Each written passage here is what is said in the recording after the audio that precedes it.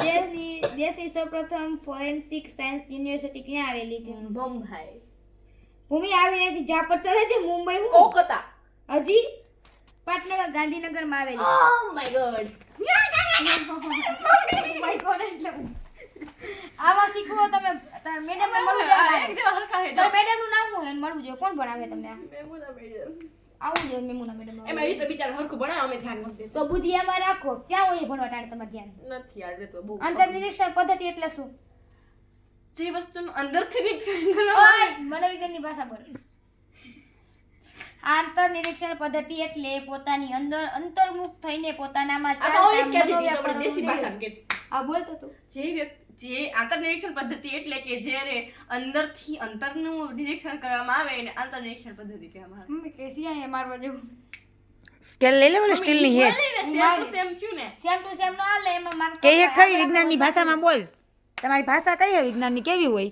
એના વ્યવસ્થિત બોલ. હવે આમાં હું લખ્યું ઉપર આંતરનિરીક્ષણ પદ્ધતિ એટલે પોતાની અંદર અંતર્મુખ થઈને વ્યક્તિને નહીં પોતાની. પોતાનામાં ચાલતા ઈ મને વ્યક્તિ એમાં. મનોવ્યાપાર એટલે પોતાના મગજમાં જે મનમાં હાલતા હોય ને વિચારો એનું આમાં છે નિરીક્ષણ કરવાનું એમ કહીએ. જો આંતરનિરીક્ષણ આંતર પદ્ધતિ એટલે પોતાના અંદર ચાલતા આંતરિક વિચારોનું મનોવ્યાપાર. મનોવ્યાપાર બરોબર નિરીક્ષણ. વ્યવસ્થિત નિરીક્ષણ પદ્ધતિમાં ઉપયોગમાં લેવાના વિવિધ સાધનોના નામ આપો. ચીપિયો. બરોબર. વ્યક્તિ પોતે અથવા તો અને વ્યક્તિની સાથે રહેલા જૂથો. જો વ્યવસ્થિત નિરીક્ષણ પદ્ધતિમાં ઉપયોગમાં લેવાના વિવિધ સાધનો એક બાજુથી જોઈ શકાય તેવા પડદો ઈ વન વે સ્ક્રીન હોય કેવી હોય? ઈ નથી પૂછાતું યાર. હું પૂછાણું કાઈ તો બળ્યો લઈને વારી હો. કાલનું પેપર લઈ લેજે હું તો બતાવીશ ટિક કરી લઈ. ફાલ્ગુની નવની છે પણ કર લે તું તાર ટિક.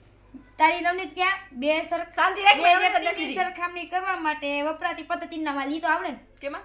બે વ્યક્તિની સરખામણી કરવા માટે વપરાતી પદ્ધતિના નામમાં વૈચું નથી તો હું કહી દઉં પહેલા તું વ્યક્તિ નિરીક્ષણ પદ્ધતિ. તું ના પદ્ધતિ હું કહેવાય એને હું જોઈ લઉં. માધુ પાછળ દાત્યો એરિયો માધુ પાછળ એરિયો દાત્યો માધુ એરિયો પાછળ દાત્યો એરિયો માધુ પાછળ દાત્યો એરિયો. તુલના કરી મારા મેડમ એમ જ કીધું તું કે બે છોકરીઓ હેલી જતી હોય ને એની આપણે સરખામણી કરી તુલના કરીને તુલનાત્મક પદ્ધતિ કહેવાય. યાર નથી યાદ રહ્યું. તેલ હરખું નાખતા નથી આવડતું અહીંયા તેલમાં રાસમાં છૂટતી. તો નેક્સ્ટ બોલ. એક સમૂહ પર સતત અને લાંબા સમય સુધી થતા અભ્યાસને શું કહેવાય? એ ઓપ્શન દે. એક વાર પેલા કઈ હાલો તો પાણી દેવું ઓપ્શન દે. પહેલી વખત પહેલી ઓપ્શન દે. પહેલી વખત ગઈ આમ ક્યો ને કે કેબીસી નથી રમતી તને ઓપ્શન દે. કેબીસી રમત લાંબુ ગાળાનું વાળું કહેવાય લાંબા પેલાની. દીર્ઘકાળનું શું કહેવાય? કાયદેસર ગુમ દાંત કાઢ નાખ. કાયદેસર યાદ આવશે બીજી મારી યાદ કરે. સિરિયસ બે એમ હરખી તને કોઈ મારે હે તો ઈ તને જાણે. ઓલી એવી ભૂલ ખરે સ્કેલ નથી લઈને બે હતી. આ બરોબર. દીર્ઘકાલીન શું છે? જો હે ને જી એક જ સમૂહ પર આનું તો સમજવા જેવું હોય. એક જ સમૂહ એટલે જાણે કે આપણો મેક્સુ અને સુંદરી રહી બરોબર એક સમૂહ બન્યા ટોમી આવ્યો. આપ સોકે.